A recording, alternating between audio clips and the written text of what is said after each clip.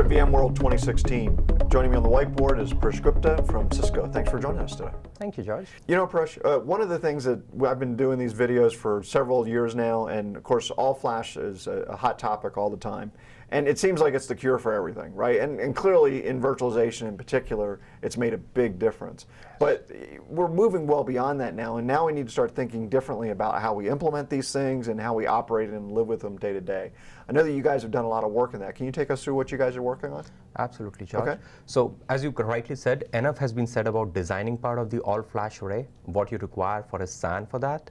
But what I'm going to do today is talk about implementation and operations. Okay. When customers receive those equipments in their data centers, how do they foster the implementation without any errors? So basically, once you get it out of the box, now what, right? Yes, and like how soon can you provision those, Right. right? Like, is it going to take weeks? Is it going to take months or probably minutes? Right. Right. Yeah, so you just bought the fastest thing on the planet, but if it takes you 3 weeks to get it going, what good does it do? And right? that's so true as a challenge, right? Customers are trying to solve, but there are gaps. So what we have done recently, that on our all storage networking all our storage networking switches, that's the Cisco MDS 9000 product line, we have the USB ports. Okay. Right, now you can use those USB ports for anything, virtually like copying or pasting anything. Right. But now we have automated the switch configuration via that. Okay. So you can take a USB stick, plug into a switch, boot it up, and it's going to load the configuration files, it's going to load the license files and the software images. So I can bring my switch online much, much faster than I used to. Absolutely. Okay. Plus, I mean, you don't have to wait for the switch to arrive.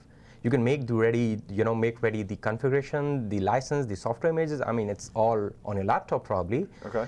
Move it to the USB drive and hand it over to probably a facilities guy who's going to rack mount the switch. Oh, that's awesome. Right. Yeah. So that's one thing. Okay. The second is network-based provisioning. Now, USB-based provisioning is really cool, and it gets rid of all the console cables and the walking to data centers. Right. But let's say if you have to configure 20 switches, right, or 50 switches, now you have to touch like all 50 of them. Yeah. You want to avoid that. So what you can do is connect the network cable between your management network and the management port on MDS switches. Okay.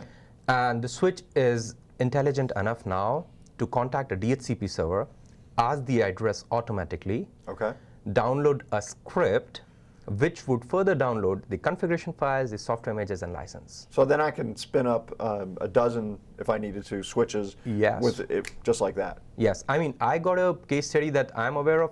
That customer bought like 700 switches. Wow. They used it. And not just that, it's one time. You configure it one time. And next time, let's say next quarter, you have 5 more switches arriving, plug into a network, it's boom.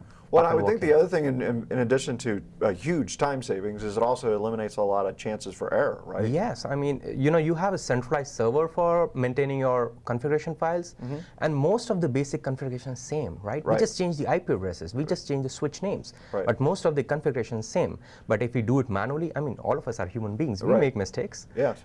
Well, I don't make any mistakes, but that's a different You're perfect.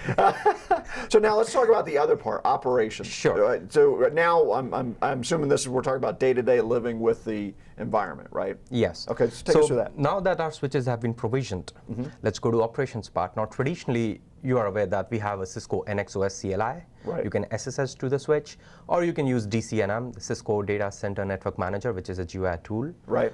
But we need people to make that change there. Sure. How about when there are newer applications specifically designed for all flash array data centers? Right. Let's say we want to test those things in a DevOps environment. Sure. And we want to implement and do the testing in a real network, not in a test environment. Okay. So we need some automation there so that we can quickly make the changes and remove the changes when the test is done. Okay. So we have RESTful APIs on vCenters. We have RESTful APIs on our storage arrays. Okay. So that thing is done. But what we have done on storage networking on our Cisco MDS switches, we have the native RESTful APIs right on the switches. Okay. So the application that you're writing, you can make a RESTful API call to the switch. The switch will make the changes that you're looking for. For example, let's say you make an API call to provision a new VM. You make an API call to provision a new LAN. Now you have to set up the path. So you can make another RESTful API call to MDS switches, and it will configure the zoning there. Okay. So So now with the RESTful API interface, I can kind of complete that stack, right? Because Exactly. the network was sort of the missing piece there, right? Yes. And that's got to, again, just really improve provisioning times when a new application needs to be spun up or something like that. Absolutely. It's one-time effort. Next time, one single command or like one click, it's all up and working.